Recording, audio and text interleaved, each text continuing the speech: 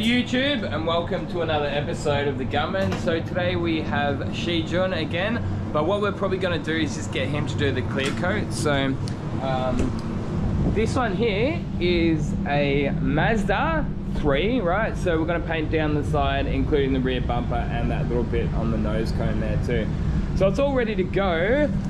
Give me the gun. I'll do everything, but you do the clear, okay? Yeah, just because this one's a 3-stage pearl. So what you might have noticed that we've left most of the car covered up so that we don't get too much overspray from the wet on wet. But the wet on wet is white. Either way, let's get stuck straight into it. So as you can see, it's a pretty straightforward job. We just got a new rear door shell there. We've got a repair on the rear bumper, and basically the rest of it is blends, although there is a little repair on the dog leg on the quarter panel. So yeah, it's one good thing about where I work now. They're very generous with blends, especially on a 3-layer pearl. I say that because many shops that you work in, they would potentially not give you a blend on the guard, but any painter knows the advantages of just being able to blend the entire side, especially on a 3-stage pearl. It just minimizes the risk of having, say, what I call the swimming pool effect. So even just putting extra coats of clear coat on a panel can make it deepen the effect. So even though you haven't got any color there at all, it will deepen the color or the clear coat, and it'll make it appear to look like a different color, even though it's not actually a different color. So yeah, this is a color. I did spray this out previously a couple of months ago, 25th of the 9th, yeah, a few months ago. So that's good to have a go-to, and then we checked that color. It turns out it needed the 3 coats, so I did one side of that spray out has 3 coats of pearl, one side of that spray out has 2 coats of pearl. From there, what I'll do is I'll go back here and then find that there is a number on the back of this. So it will 30146016. That's my variant. 30146016. There we go.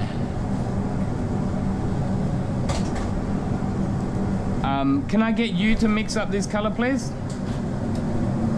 Rightio, so we've got the color mixed up, finished doing that masking. As you can see, you gave it a nice prep sol down, and we're just giving it a tack rag now.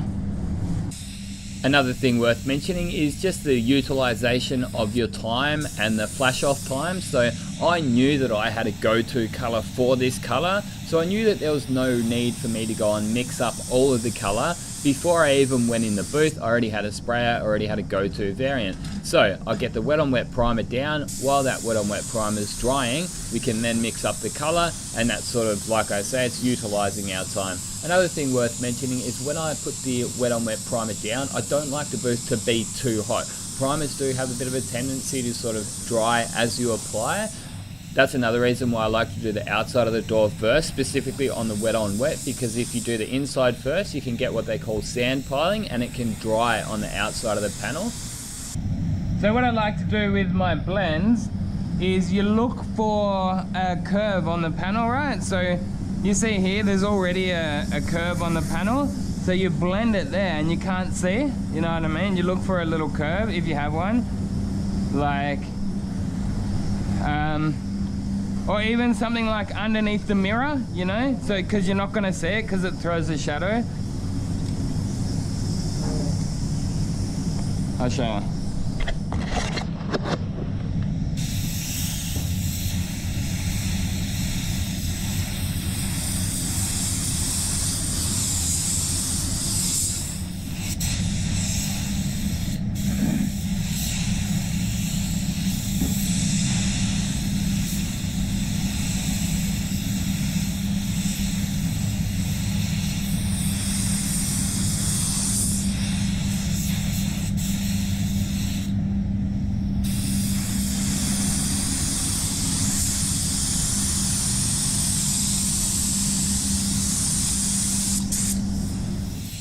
So when using Envirobase, I like to thin the ground coat color down to 25%. They recommend, I think it was 15%. I do not recommend that. It makes the paint too thick and gluggy. You may gain a little bit of coverage, and I think that's why they do it. but you will definitely lose out on the drying time. So I think you're better off putting a few an extra coat of thin paint down, and then it will dry correctly in between coats, rather than just smashing all this thick gluggy paint on. Yes, it's going to cover quicker, but it will never dry, right? So 25% thinners for the ground coat, and I've even been going 30% for the pearl. Again, that's mainly for the drying time. So on this one here, it did turn out to need that third coat of pearl. So yeah, I just went for the 2 coats of ground coat, then 3 coats of pearl, and again, that was mainly for the color. One thing that I used to do, say around 10 years ago, I used to always go for, I think it was even 1 coat of pearl, and it's true that that is actually all you ever really need. That's if you change that ground color. But what I've found these days, you're just better off going for whatever variant is going to get you there with least amounts of spray out. So previously, so what will happen when you put extra coats of pearl down, it will generally darken the color and sort of make it a bit more yellow. So what I used to do is just add that black and yellow, say, into the ground color, and it works for me, right? But I've just found these days, the less color matching, the better. You always want a go-to variant for pretty much every color, especially the common ones. So this is a very common color, 25D Mazda, probably half. I think the other one's 34K, that's the other popular one. But yeah, sort of half, or at least most of the Mazda 3-stage pearls are going to be this color. So if this is like a normal metallic or even a solid color, I probably would have let Shijun put the color on. But yeah, back then he was sort of early on his in his development. So yeah, I'd actually been letting him do the Mazda Solreed Crystal resprays that we did, right? What I would let him do is he'd go in, he'd put the wet on wet down, he'd put the color down, but then I would go in, jump in, put the candy down, and then I'd let him put the clear coat down. So he was doing a big chunk of the work. It's one of those things, when it comes to you learning under me, right? When I'm teaching somebody, if I think you're capable of doing something, I will never stand in your way. But there's certain things that you have to do. You've got to listen to me, you've got to do it our way, right? At the end of the day, I'm putting my name to the paint jobs that leave my paint shop. So if you don't want to do it my way, I'm sorry, but we're going to have a problem, right? So that's why somebody like Shijun, and they generally do fit in quite well alongside me, because I'll give you enough freedom to just go in there and do yourself, as long as you prove to me that you're improving, and yeah, you're going to listen to me and you're going to follow the correct procedures.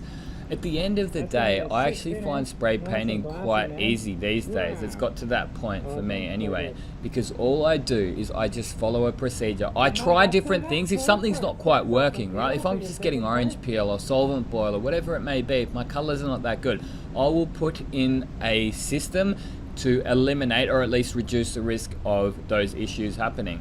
So like I say, Shijun definitely did impress me with his prior work up to this, so I was confident that he was going to be able to put the clear coat down well, and he definitely did not let me down. But like I say, being that it was a 3-stage pearl and we did have blends, it's something that he had minimal experience with. But for the rest of this video, guys, I'm going to let Shijun's work do the talking. He's using his DV1 C2 1.3, just to be clear, and the clear coat is the PPG LVC 136. So sit back and enjoy, and thanks for watching. Coming out.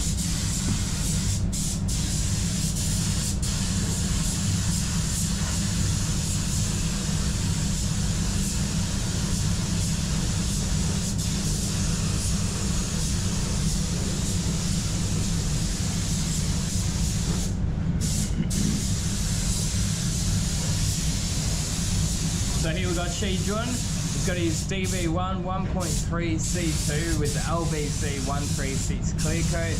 He's got the 420 thinner in it, which is a medium speed thinner. And then we do add a little bit extra thinners into it as well. So an extra 40% of the thinner. So if the thinners in the mix is 100 grams, we'll put in 140 grams. Better get that respirator back on before that overspray comes down this end of the booth.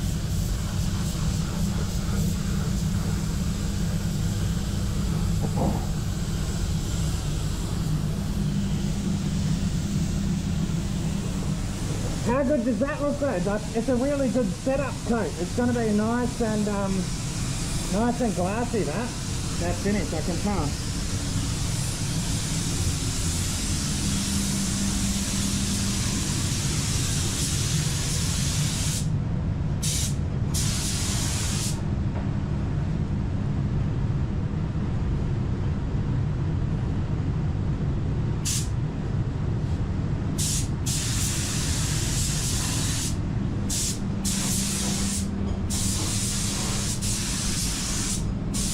Perfect Mazda finish. Perfect.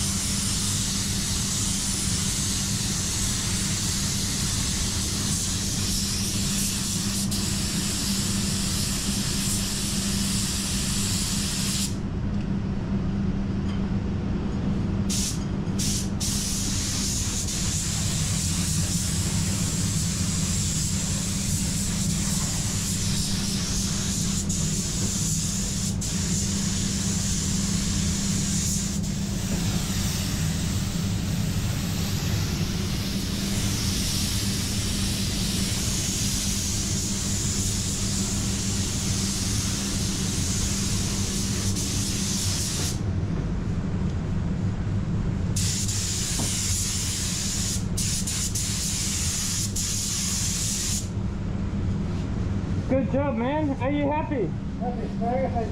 Very good. I think that's your best one yet, man. The best one you've done so far. Easy. Absolutely, man. You think that's the best you've done so far? Very good. That's just killer. This is why you give people the opportunity to learn, because they can impress you. See you next time, Instagram, and see you soon, YouTube.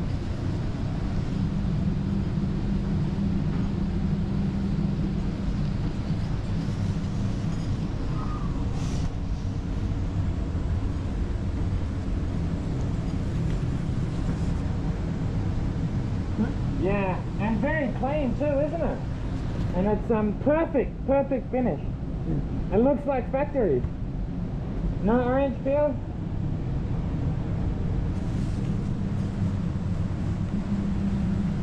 Yes. Woo!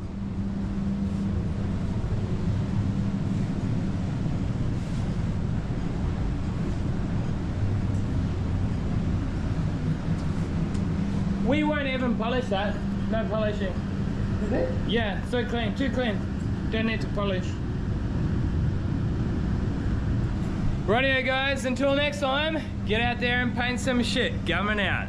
Stop it out.